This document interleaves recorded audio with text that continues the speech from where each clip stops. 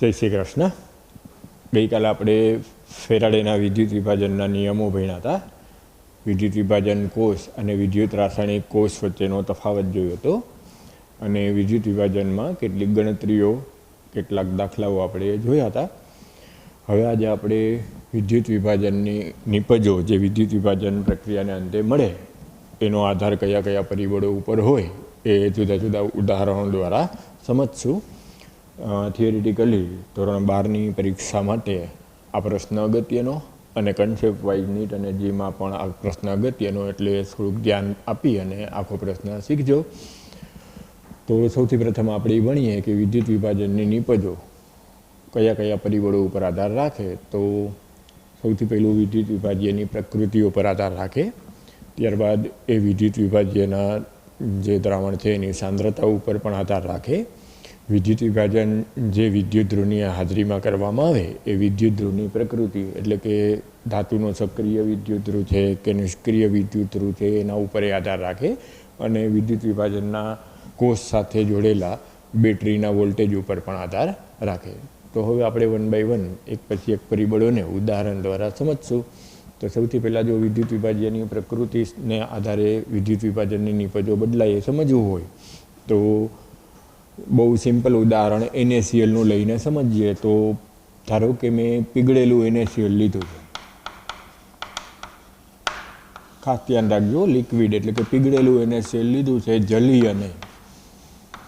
તો જો પીગળેલું NaCl લઈ નિષ્ક્રિય વિદ્યુત ધ્રુવોની હાજરીમાં યોગ્ય વોલ્ટેજ ધરાવતી બેટરી જોડી અને જો વિદ્યુત પ્રવાહ પસાર કરું તો NaCl પીગળેલું હોય ત્યારે એમાં Na+ અને Cl- આયનો હોય.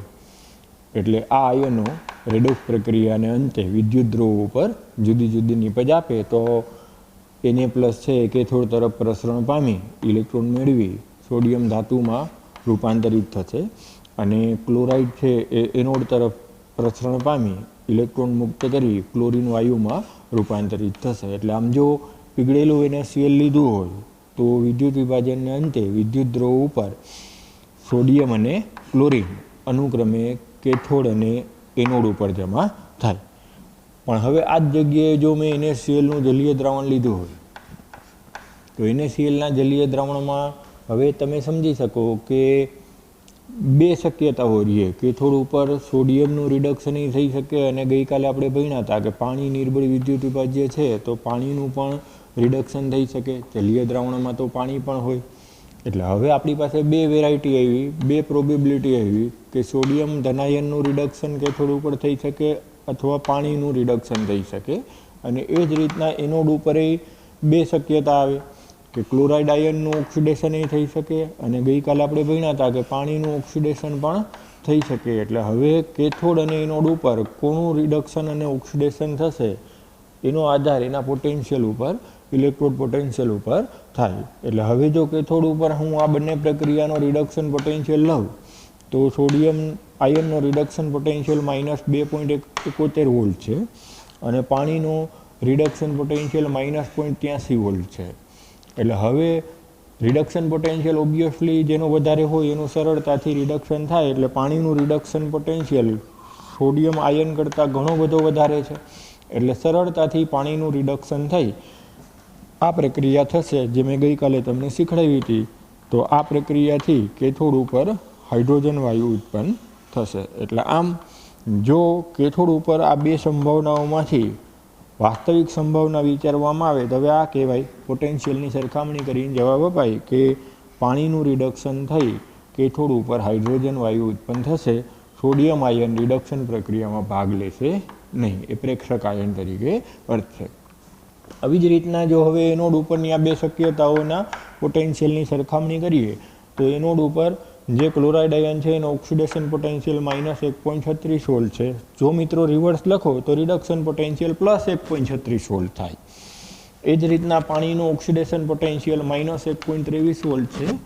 જો રિડક્શન પોટેન્શિયલ લખો તો એ +1.23 વોલ્ટ થાય. આપણે અત્યારે ઓક્સિડેશન એનોડ ઉપર કરવું છે એટલે મેં સરળતા માટે ઓક્સિડેશન પોટેન્શિયલ લખ્યા છે.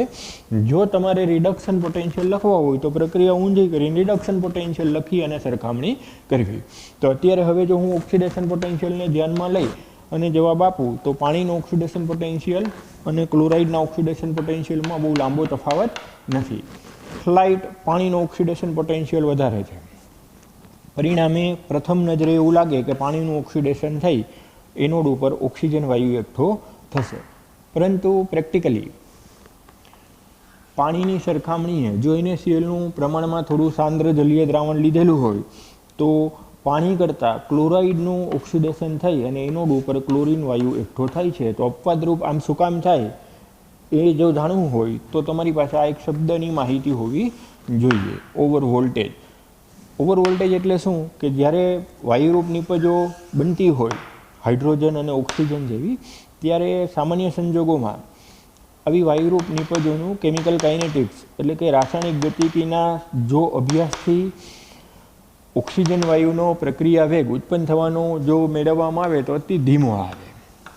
એટલે ઓક્સિજન વાયુ અતિ ધીમો વિદ્યુત ધ્રુવ પર જમા થાય, પરપોટા સ્વરૂપમાં ધીમે ધીમે ઉત્પન્ન થાય. એટલે કે જે આ ઓક્સિડેશન પોટેન્શિયલ જેટલો જ પોટેન્શિયલ આપવામાં આવે તો ઓક્સિજન વાયુ જે કે થોડું એનોડ ઉપર ઉત્પન્ન થવો જોઈએ એ થતો નથી.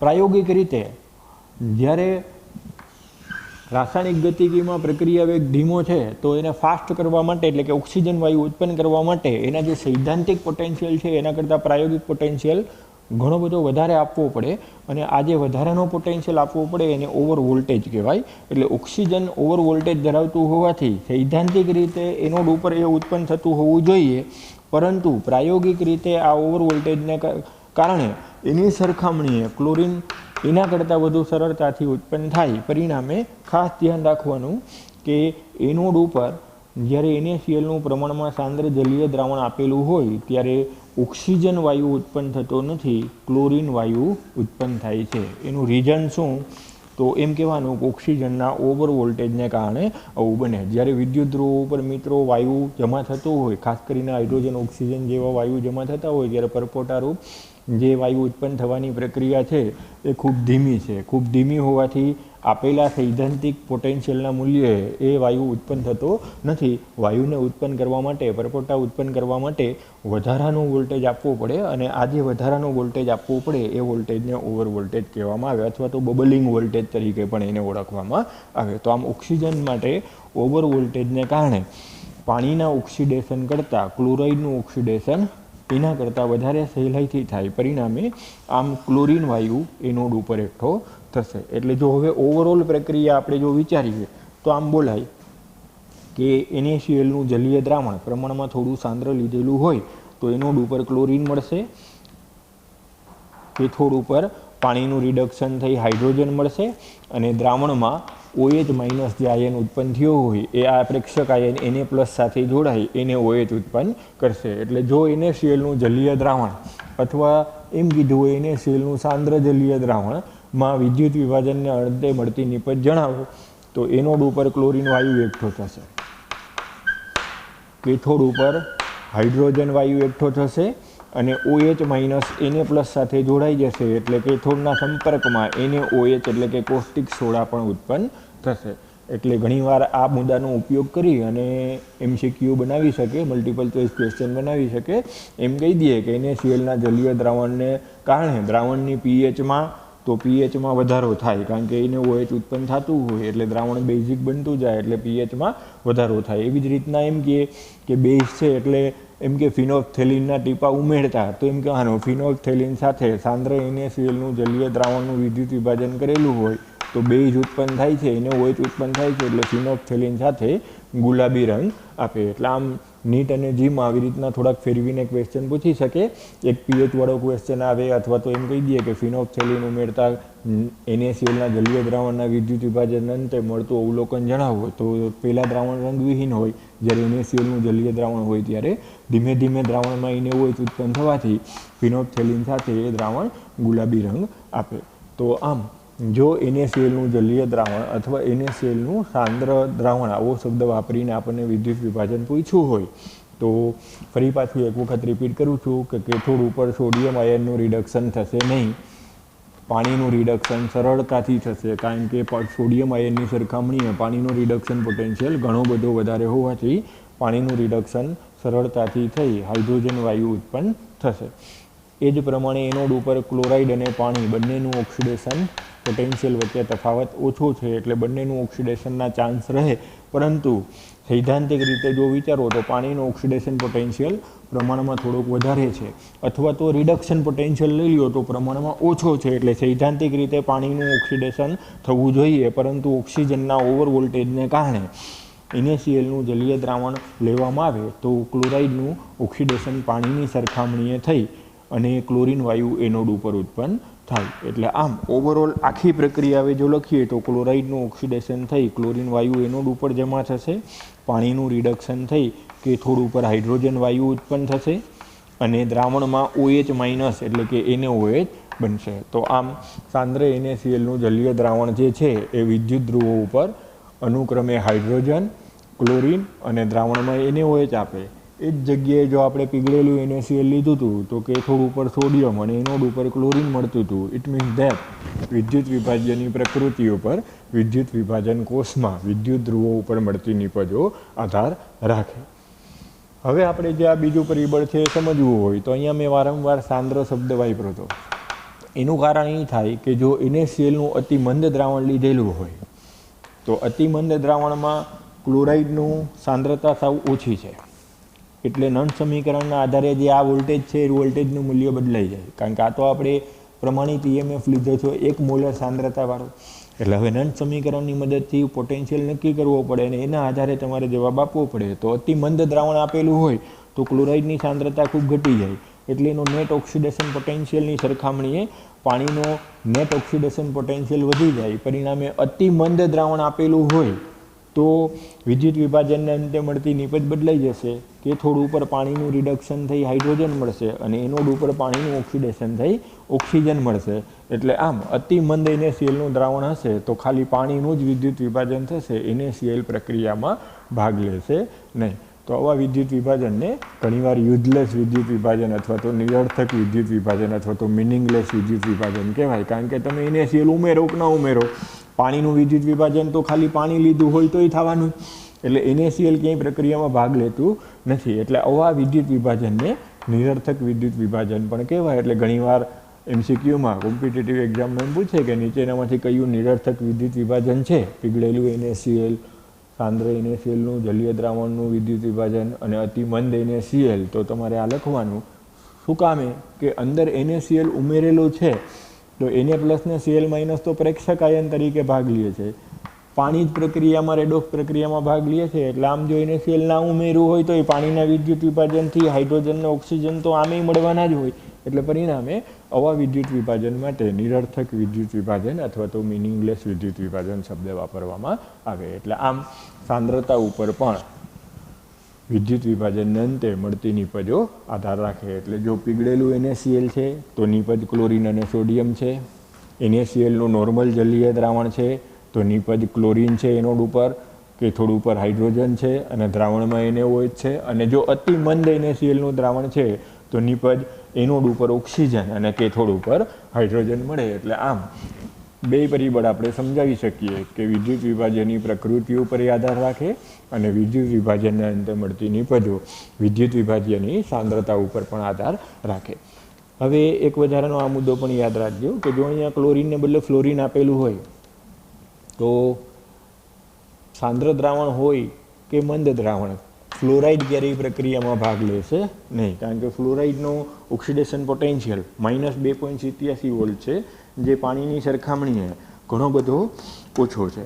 પરિણામે ફ્લોરાઇડનું ઓક્સિડેશન થઈ ફ્લોરિન વાયુ ઉત્પન્ન થશે નહીં. ફ્લોરાઇડ પ્રક્રિયામાં ભાગ નહીં લે એની સરખામણીએ પાણીનું જ ઓક્સિડેશન થઈ અને ઓક્સિજન વાયુ ઉત્પન્ન થશે. એટલે આમ ક્લોરાઇડ, બ્રોમાઇડ, આયોડાઇડ અને ફ્લોરાઇડ આપેલું હોય તો ક્લોરાઇડ, બ્રોમાઇડ અને આયોડાઇડમાંથી અનુક્રમે ક્લોરીન, બ્રોમિન અને આયોડિન બને, પણ ફ્લોરાઇડમાંથી ફ્લોરિન બને નહીં. એટલે આ મુદ્દો છે એ યાદ રાખજો કે ઘણીવાર આવી રીતના સોડિયમ ક્લોરાઇડને બદલે સોડિયમ ફ્લોરાઇડ આપી દઈએ તો ફ્લોરિન ઉત્પન્ન નહીં થાય, તો પાણીનું જ ઓક્સિડેશન થઈ અને એનોડ ઉપર ઓક્સિજન વાયુ એકઠો થશે.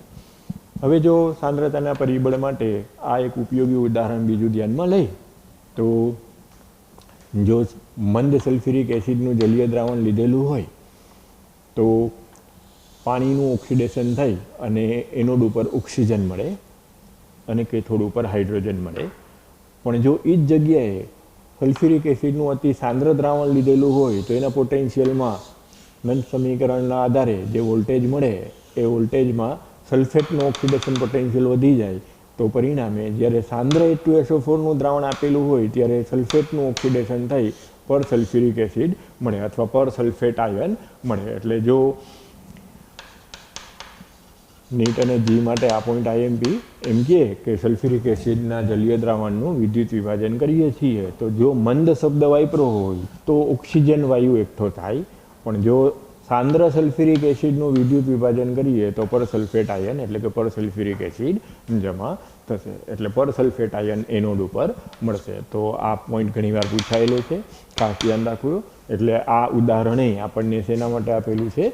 વિદ્યુત વિભાજ્યની સાંદ્રતા ઉપર આધાર રાખે વિદ્યુત વિભાજનને અંતે મળતી નિપજ એ સમજાવવા માટે આ ઉદાહરણ તમને આપેલું છે. તો આપણે બે ઉદાહરણ લીધા કે ઇનિશિયલનું સાંદ્ર દ્રાવણ અને ઇનિશિયલનું મંદ દ્રાવણ. એવી જ રીતના પાણીમાં મંદ સલ્ફ્યુરિક એસિડના થોડાક ટીપા નાખી અને જો વિદ્યુત વિભાજન કરીએ તો ગઈકાલે આપણે ભણ્યા હતા પાણીનું વિદ્યુત વિભાજન થઈ અનુક્રમે એનોડ ઉપર ઓક્સિજન અને કેથોડ ઉપર હાઇડ્રોજન મળે. પણ એ જ જગ્યાએ જો આજે હવે આપણે એક વધારાની માહિતી લઈએ કે સાંદ્ર સલ્ફ્યુરિક એસિડ લઈ અને જો એનું દ્રાવણનું વિદ્યુત વિભાજન કરીએ તો એનોડની પ્રક્રિયા બદલાઈ જશે, કારણ કે નંદ સમીકરણ પ્રમાણે આ પ્રક્રિયાનું પોટેન્શિયલ વધી જશે અને પરિણામે પર સલ્ફેટ આયન મળશે. હવે વિદ્યુત ધ્રુવની પ્રકૃતિ ઉપર વિદ્યુત વિભાજન કોષમાં વિદ્યુત ધ્રુવો ઉપર પ્રાપ્ત થતી નિપજો આધાર રાખે. એટલે કે આ ત્રીજું પરિબળ સમજવું હોય તો એને સમજવા માટે આપણે કોપર સલ્ફેટનું વિદ્યુત વિભાજન ધ્યાનમાં લઈએ. તો કોપર સલ્ફેટનું વિદ્યુત વિભાજન કોપર સલ્ફેટના જલીય દ્રાવણને કોપરના વિદ્યુત ધ્રુવોની હાજરીમાં પણ કરી શકાય, એટલે કે સક્રિય વિદ્યુત ધ્રુવોની હાજરીમાં પણ કરી શકાય, અને પ્લેટિનમ કે ગ્રેફાઇટ જેવા નિષ્ક્રિય વિદ્યુત ધ્રુવોની હાજરીમાં પણ કરી શકાય. તો જો કોપર સલ્ફેટના જલીય દ્રાવણનું કોપરના સક્રિય વિદ્યુત ધ્રુવોની હાજરીમાં યોગ્ય વોલ્ટેજ આપી અને જો વિદ્યુત વિભાજન કરવામાં આવે તો આપણે આગલા લેક્ચરમાં એવું ભણ્યા હતા કે એનોડ ઉપર કોપરનું ઓક્સિડેશન થાય, દ્રાવણમાં Cu+2 જમા થાય, એ Cu+2 કેથોડ તરફ આકર્ષાય, એનું રિડક્શન થઈ કેથોડ ઉપર કોપર ધાતુ જમા થાય. ઓવરઓલ પ્રક્રિયા આવી થાય કે એનોડનું કોપર ધીમે ધીમે ઘટતું જાય, દળ ઘટતું જાય અને કેથોડના કોપરના દળમાં ધીમે ધીમે વધારો થતો જાય.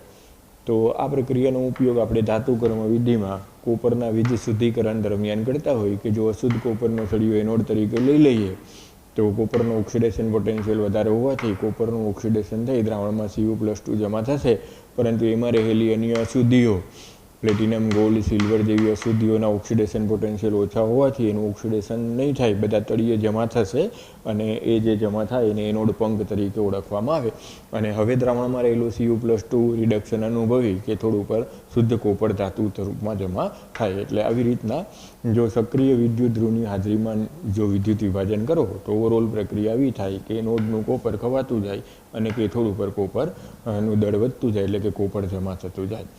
ખાસ કરીને આ પ્રક્રિયાનો ઉપયોગ ધાતુના શુદ્ધિકરણ માટે કરવામાં આવે. હવે આ જ કોપર સલ્ફેટના જલીય દ્રાવણનું વિદ્યુત વિભાજન જો પ્લેટિનમના નિષ્ક્રિય વિદ્યુત ધ્રુવોની હાજરીમાં કરવામાં આવે તો હવે ફરી પાછી બે શક્યતા થાય કે એનોડ ઉપર પાણીનું ઓક્સિડેશન થાય અથવા સલ્ફેટ આયનનું ઓક્સિડેશન થાય અને કેથોડ ઉપર Cu+2નું રિડક્શન થાય અથવા પાણીનું રિડક્શન થાય. તો નોર્મલ જલીય દ્રાવણમાં સલ્ફેટની તુલનાએ પાણીનું ઓક્સિડેશન સરળતાથી થાય, એટલે એનોડ ઉપર પાણીનું ઓક્સિડેશન સરળતાથી થઈ ઓક્સિજન વાયુ એકઠો થાય અને H+ આયન દ્રાવણમાં મુક્ત થાય. એ જ જગ્યાએ હવે કેથોડ ઉપર જો વિચારો તો Cu+2નો રિડક્શન પોટેન્શિયલ +0.34 વોલ્ટ છે, પાણીના રિડક્શન પોટેન્શિયલનું મૂલ્ય -0.83 વોલ્ટ છે. તો આની સરખામણીએ કોપર+2નું રિડક્શન સહેલાઈથી થશે. એટલે પાણીની સરખામણીએ કોપર+2નો ડિસ્ચાર્જ પોટેન્શિયલ વધારે હોવાથી કેથોડ ઉપર પાણીની તુલનાએ કોપર+2નું રિડક્શન સરળતાથી થઈ કોપર ધાતુ જમા થાય. એટલે આમ હવે જો કોપર સલ્ફેટના જલીય દ્રાવણનું નિષ્ક્રિય વિદ્યુત ધ્રુવની હાજરીમાં વિદ્યુત વિભાજન કરીએ અને વિદ્યુત વિભાજનને અંતે મળતી નિપજો વિચારીએ તો એનોડ ઉપર ઓક્સિજન વાયુ એકઠો થશે, કેથોડ ઉપર કોપર ધાતુ જમા થશે અને દ્રાવણમાં આ H+ અને SO4-2 સંયોજાય અને એનોડની નજીક સલ્ફ્યુરિક એસિડનું દ્રાવણ મળશે. એટલે જે રીતના હમણાં આપણે થોડીક વાર પહેલાં ભણ્યા હતા કે NaClના જલીય દ્રાવણમાં પીએચ વધતી જાય એને OH બનવાને કારણે. તો એવી જ રીતના ક્યારેક કોમ્પિટિટિવ એક્ઝામમાં આપણને ગુજકેટમાં, નીટમાં, JEEમાં પૂછે કે કોપર સલ્ફેટના જલીય દ્રાવણનું નિષ્ક્રિય વિદ્યુત ધ્રુવની હાજરીમાં વિદ્યુત વિભાજન કરતા દ્રાવણની પીએચ. તો હવે આવડવું જોઈએ દ્રાવણની પીએચ એસિડિક માધ્યમ વધતું જતું હોવાથી, એસિડિક દ્રાવણ બનતું હોવાથી પીએચ ઘટતી જતી જશે. એટલે કે જો આપણે એમ કહીએ કોઈ કે કોપર સલ્ફેટના જલીય દ્રાવણનું નિષ્ક્રિય વિદ્યુત ધ્રુવની હાજરીમાં વિદ્યુત વિભાજન કરતા વિદ્યુત વિભાજનને અંતે જો અંદર લિટમસ પેપર નાખવામાં આવે તો એસિડિક દ્રાવણ બનતું હોવાથી ભૂરું લિટમસ લાલ બને. એટલે આવા કન્સેપ્ટ છે એ જે હું અત્યારે એક્સ્ટ્રા તમને બોલું છું એ કોમ્પિટિટિવ એક્ઝામ માટે અગત્યના. અત્યારે આપણે જો થિયોરિટિકલ પોર્શન વિચારીએ તો આ ઉદાહરણની મદદથી એવું સાબિત થયું કે વિદ્યુત વિભાજનને અંતે મળતી નિપજ વિદ્યુત ધ્રુવની પ્રકૃતિ ઉપર પણ આધાર રાખે. એટલે કે જો સક્રિય વિદ્યુત ધ્રુવની હાજરીમાં પ્રક્રિયા કરીએ તો ઓવરઓલ રેટ ઓફ પ્રક્રિયા આવી થઈ ગઈ એનોડનું કોપર કેથોડ ઉપર જમા થાય. એટલે કે એનોડના દળમાં ઘટાડો થાય અને કેથોડના દળમાં વધારો થાય. ઓવરઓલ રિએક્શન સંપૂર્ણ આખી રેટ ઓફ પ્રક્રિયા થતી નથી. એવી જ રીતના જો નિષ્ક્રિય વિદ્યુત ધ્રુવની હાજરીમાં હું નિપજો વિચારું તો આખી પ્રક્રિયા આના કરતાં બદલાઈ જાય. તો એનોડ ઉપર ઓક્સિજન, કેથોડ ઉપર કોપર ધાતુ અને દ્રાવણમાં H2SO4 બને. તો આના આધારે આપણે એવું સાબિત કર્યું કે ભાઈ કે વિદ્યુત વિભાજનને અંતે મળતી નિપજ વિદ્યુત ધ્રુવની પ્રકૃતિ ઉપર આધાર રાખે છે. આનો ઉપયોગ કરી અને આપણને સ્વાધ્યાયમાં 3.18 નંબરના પ્રશ્નમાં 4 પ્રશ્ન પૂછેલા છે. એમાંથી આપણે એક ક્વેશ્ચન સોલ્વ કરીએ તો આવી રીતના પૂછ્યું છે કે GnO3ના જલીય દ્રાવણનું વિદ્યુત વિભાજન સિલ્વરના વિદ્યુત ધ્રુવની હાજરીમાં સમજાવો એટલે પહેલો પ્રશ્ન, અને પ્લેટિનમ એટલે કે નિષ્ક્રિય વિદ્યુત ધ્રુવની હાજરીમાં સમજાવવું એ બીજો પ્રશ્ન. તો જો સિલ્વરના વિદ્યુત ધ્રુવની હાજરીમાં કીધું હોય તો અહીંયા આપણે જે ઉદાહરણ લીધું એની જેમ જ આવશે કે એનોડ ઉપર સિલ્વરનું ઓક્સિડેશન થશે અને કેથોડ ઉપર સિલ્વર આયનનું રિડક્શન થશે. એટલે કે અહીંયા એનોડનું સિલ્વર કેથોડ ઉપર જમા થશે. એટલે જે આપણે અહીંયા કોપરનું વીજ શુદ્ધિકરણ લીધું એની બદલે એ સિલ્વરનું વીજ શુદ્ધિકરણ કહેવાય કે અશુદ્ધ સિલ્વરનો સળિયો એનોડ તરીકે લઈ લ્યો અને શુદ્ધ સિલ્વરનો સળિયો કેથોડ તરીકે લઈ લ્યો તો અશુદ્ધ સિલ્વર શુદ્ધ સ્વરૂપમાં થઈ અને કેથોડ ઉપર જમા થતું જશે. પણ જો અત્યારે હવે આપણે આ ઉદાહરણ વિચારીએ કે GnO3ના જલીય દ્રાવણનું નિષ્ક્રિય પ્લેટિનમની હાજરીમાં વિદ્યુત વિભાજન, તો ફરી પાછું આની જેમ આપણે શક્યતાઓ વિચારવી પડે કે કેથોડ ઉપર Ag+નું રિડક્શન થઈ શકે, પાણીનું રિડક્શન થઈ શકે. હવે તમે જાણો જ છો કે સિલ્વરનું રિડક્શન પોટેન્શિયલ ઘણો બધો વધારે છે, +0.80 વોલ્ટ. પાણીનો રિડક્શન પોટેન્શિયલ તો આપણે હમણાં અહીંયા જોયો -0.83 વોલ્ટ છે. એટલે સરળતાથી સિલ્વર +1 આયનનું રિડક્શન થઈ અને કેથોડ ઉપર સિલ્વર ધાતુ જમા થાય. એનોડ ઉપર નાઇટ્રેટના ઓક્સિડેશન પોટેન્શિયલની સરખામણીએ નોર્મલ જલીય દ્રાવણમાં પાણીનું ઓક્સિડેશન સરળતાથી થાય. પાણીનું ઓક્સિડેશન સરળતાથી થાય એટલે એનોડ ઉપર ઓક્સિજન વાયુ એકઠો થાય. જે H+ આયન ઓક્સિજનની સાથે મળ્યા હોય H+ આયન NO3-1 સાથે જોડાય અને HNO3 બનાવે. જે રીતના આપણે H2SO4 બને એ જ રીતના જો GnO3ના જલીય દ્રાવણનું નિષ્ક્રિય વિદ્યુત ધ્રુવની હાજરીમાં વિદ્યુત વિભાજન કરેલું હોય તો કેથોડ ઉપર સિલ્વર, એનોડ ઉપર ઓક્સિજન વાયુ અને દ્રાવણમાં નાઇટ્રિક એસિડ જમા થશે. એટલે આ યાદ રાખવાનું કે નોર્મલ જલીય દ્રાવણમાં સલ્ફેટ કે નાઇટ્રેટ જેવા આયનોના ઓક્સિડેશન પોટેન્શિયલ કરતાં પાણીનું ઓક્સિડેશન પોટેન્શિયલ સરળતાથી પાણીનું ઓક્સિડેશન કરી શકે સરખામણીએ. પરિણામે એનોડ ઉપર ઓક્સિજન વાયુ એકઠો થશે. એટલે હવે જો ઉદાહરણ બદલાવે તો એ તમને આવડવું જોઈએ. હવે માનો કે આના ઉપરથી હું આમ પૂછી નાખું કે સોડિયમ સલ્ફેટના જલીય દ્રાવણનું વિદ્યુત વિભાજન સમજાવો. તો હવે ફાસ્ટ તમને આવડવું જોઈએ કે સલ્ફેટ અને પાણીમાં પાણીનું ઓક્સિડેશન થાય, સોડિયમ અને પાણીમાં બહુ સરળતાથી પાણીનું રિડક્શન થાય. તો સોડિયમ અને સલ્ફેટ તો પ્રેક્ષક આયન તરીકે જ રહેશે. સોડિયમ સલ્ફેટના જલીય દ્રાવણનું વિદ્યુત વિભાજન કરશું તો પાણીનું જ વિદ્યુત વિભાજન થશે. એટલે કેથોડ ઉપર હાઇડ્રોજન મળશે અને એનોડ ઉપર ઓક્સિજન મળશે. એટલે હમણાં આપણે થોડીક વાર પહેલાં જોયું હતું, જે મેં તમને સમજાવ્યું હતું કે અતિ મંદ NaClનું વિદ્યુત વિભાજન નિરર્થક વિદ્યુત વિભાજન કહેવાય, અથવા મંદ H2SO4નું વિદ્યુત વિભાજન નિરર્થક વિદ્યુત વિભાજન કહેવાય. એમાં ફક્ત પાણીનું જ વિદ્યુત વિભાજન થાય. તો એવી જ રીતના જો આવું ઉદાહરણ આપ્યું હોય કે સોડિયમ સલ્ફેટના જલીય દ્રાવણનું વિદ્યુત વિભાજન નિષ્ક્રિય વિદ્યુત ધ્રુવોની હાજરીમાં સમજાવો, તો હવે આ બધા કન્સેપ્ટ ઉપરથી તમને આવડવું જોઈએ કે એ પણ નિરર્થક એટલે કે ફક્ત પાણીનું જ વિદ્યુત વિભાજન થશે, સોડિયમ સલ્ફેટ પ્રક્રિયામાં ભાગ લેશે નહીં. હવે ઉદાહરણ બદલાવે ને એમ કે મેગ્નેશિયમ સલ્ફેટ, તો સોડિયમ કરતાંય મેગ્નેશિયમનો રિડક્શન પોટેન્શિયલ ઓછો હોય એટલે પાણીની સરખામણીએ મેગ્નેશિયમનું રિડક્શન થશે નહીં. તો જો મેગ્નેશિયમ સલ્ફેટ આપે તો એમ જ કહેવાનું કે પાણીનું જ વિદ્યુત વિભાજન થશે. એટલે કે એનોડ ઉપર ઓક્સિજન અને કેથોડ ઉપર હાઇડ્રોજન વાયુ એકઠો થશે.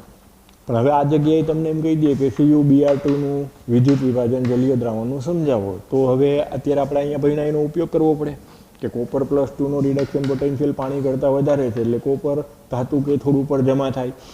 બ્રોમાઇડ આયનનો ઓક્સિડેશન પોટેન્શિયલ પાણી કરતાં વધારે છે, પરિણામે બ્રોમિન મળશે. હમણાં થોડીક વાર પહેલાં જ મેં સમજાવ્યું હતું, ક્લોરાઇડ, બ્રોમાઇડ અને આયોડાઇડમાંથી ક્લોરિન, બ્રોમિન અને આયોડિન બને, ફ્લોરાઇડમાંથી ફ્લોરિન ના બને. તો અહીંયા બ્રોમાઇડમાંથી બ્રોમિન બનશે, એટલે એનોડ ઉપર બ્રોમિન એકઠું થશે અને કેથોડ ઉપર કોપર ધાતુ જમા થશે. એટલે આવી રીતના જુદા જુદા ઉદાહરણ આપણને આપી અને પૂછી શકે. તો જેટલા મેં તમને સમજાવ્યા છે એના આધારે તમે સહેલાઈથી આનો જવાબ આપી શકશો.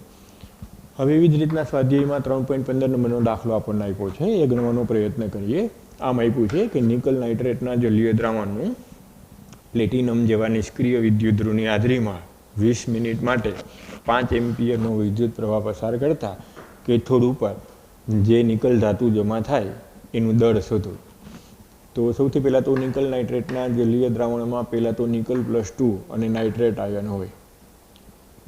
હવે કેથોડ ઉપર પાણી અને નિકલ +2નું રિડક્શન થઈ શકે. પાણીનો રિડક્શન પોટેન્શિયલ હમણાં જુદું આપણે જોયું -0.83 વોલ્ટ છે, નિકલનું રિડક્શન પોટેન્શિયલ -0.25 વોલ્ટ છે, એટલે આની તુલનાએ નિકલનું રિડક્શન સહેલાઈથી થાય, એટલે કેથોડ ઉપર નિકલ ધાતુ જમા થશે. એટલે આ પ્રક્રિયાથી નિકલ ધાતુ કેથોડ ઉપર જમા થાય. તો હવે આ અર્ધ પ્રક્રિયા જોઈ અને આપણે સૈદ્ધાંતિક લખવું હોય તો એવી રીતના લખી શકીએ કે 2 મોલ ઇલેક્ટ્રોન એટલે કે 2 ફેરાડે વિદ્યુત જથ્થો પસાર કરીએ તો 1 મોલ નિકલ પ્રાપ્ત થાય. 1 મોલ નિકલ એટલે 58.7 ગ્રામ નિકલ પ્રાપ્ત થાય. પરમાણુય દળ 1 મોલનું આપણે લઈ લઈએ તો 58.7 ગ્રામ નિકલ પ્રાપ્ત થાય. એટલે હવે હું સૈદ્ધાંતિક આ રીતના બોલી શકું કે જો વિદ્યુત વિભાજન કોષમાંથી કોષની ક્ષમતા 100% હોય તો 2 × 96,500 કુલંબે 58.7 ગ્રામ નિકલ ધાતુ મળે. તો હવે આપણે કેટલા કુલંબ પસાર કરેલા છે એ વિચારીએ. તો સમય 20 મિનિટ આપેલો છે, એ 20 મિનિટને સેકન્ડમાં ફેરવી નાખીએ તો 1200 સેકન્ડ. એમ્પિયર 5 એમ્પિયર આપેલા છે, એટલે Q = I × T પ્રમાણે 1200 × 5 એટલે 6000 કુલંબ આપણે પસાર કરેલો છે. તો હવે બહુ ઇઝીલી તમે ત્રિરાશિ મૂકી શકો કે 2 × 96,500 કુલંબે 58.7 ગ્રામ નિકલ, તો 6000 કુલંબે કેટલા ગ્રામ નિકલ? તો એ જવાબ 1.825 ગ્રામ આવશે. એ જવાબ આપણે લખી નાખવાનો.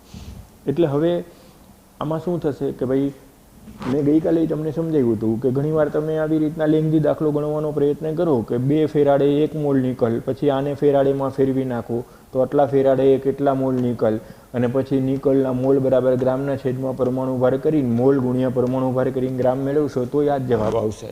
હવે આપણને રકમમાં સીધું દળ જ પૂછેલું છે, તો વચ્ચે મોલ ના ગણવા હોય તો સીધે ત્રિરાશિ મોલને બદલે શેની મૂકી દેવી?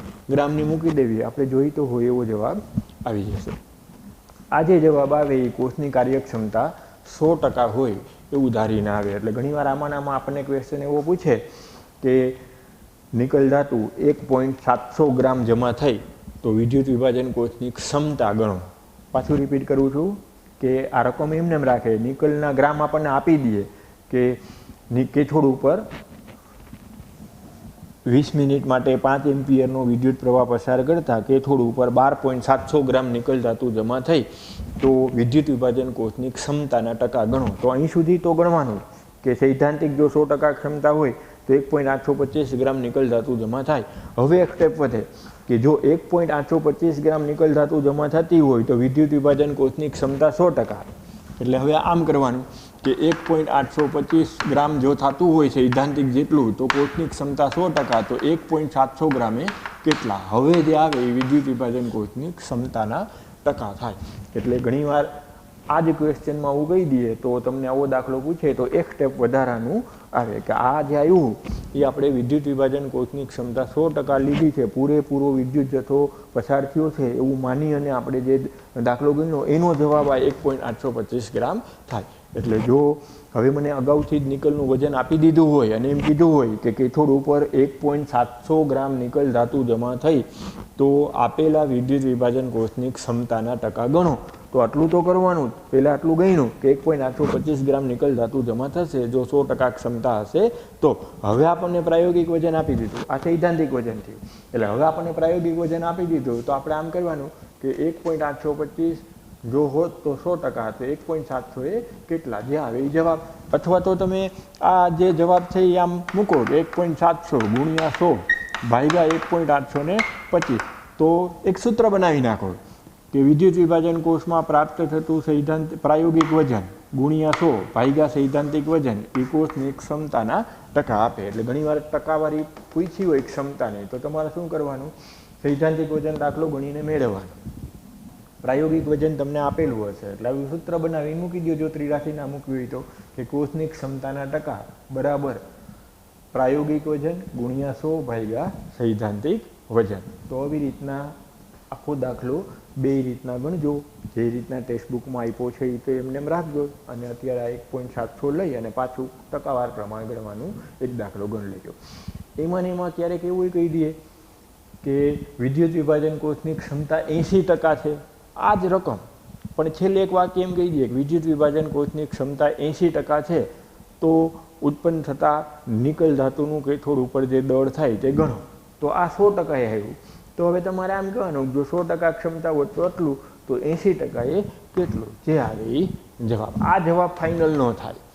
જો આપણને ક્ષમતાના ટકા આપી દીધા હોય તો આપણે એના 80% કહેવાના. 1.825 100% એ થયું કહેવાય, તો એના 80% એ કેટલું, એ જે જવાબ આવે એ તમારો ફાઇનલ આન્સર થશે. તો આ જ રીતના હજી આમાં 3.16મો દાખલો છે એ હોમવર્કમાં સ્વાધ્યાયમાંથી ગણી લેજો. કાલે હું 3.16મો દાખલો સ્વાધ્યાયમાંથી ગણાવી અને વિદ્યુત વિભાજનમાં જે કાંઈ થોડું ઘણું બાકી છે એ શીખડાવી અને આવતીકાલે અહીંથી આપણે લેક્ચરમાં આગળ વધશું. ઘણા સમયથી આપણે સ્કૂલમાં મળ્યા નથી એટલે એકાદ બે સલાહ સૂચન આપી દઉં મારી ટેવ પ્રમાણે, કે અત્યારે ઘરે રહીને કંટાળો આવતો હોય, સ્કૂલ જેવી મજા ના આવે, એવા બધા નકારાત્મક વિચારો આવતા હોય તો એ ના કરવા.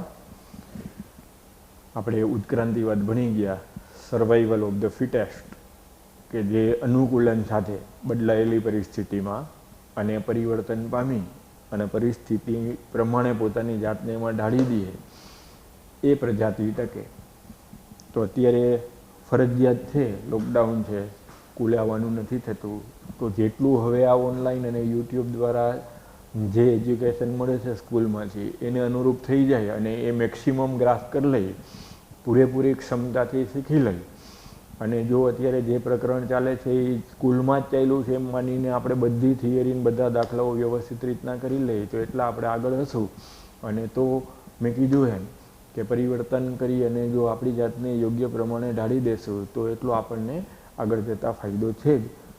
એટલે જરાય કોઈ પણ જાતનું નકારાત્મક વિચાર કે અણગમો ઉત્પન્ન કર્યા વગર એવું જ માનો કે તમે પરોક્ષ નહીં, ક્લાસમાં પ્રત્યક્ષ જ ભણો છો અને જો કંઈ પ્રશ્ન થાય તો ફોન કરીને પૂછી લ્યો છો.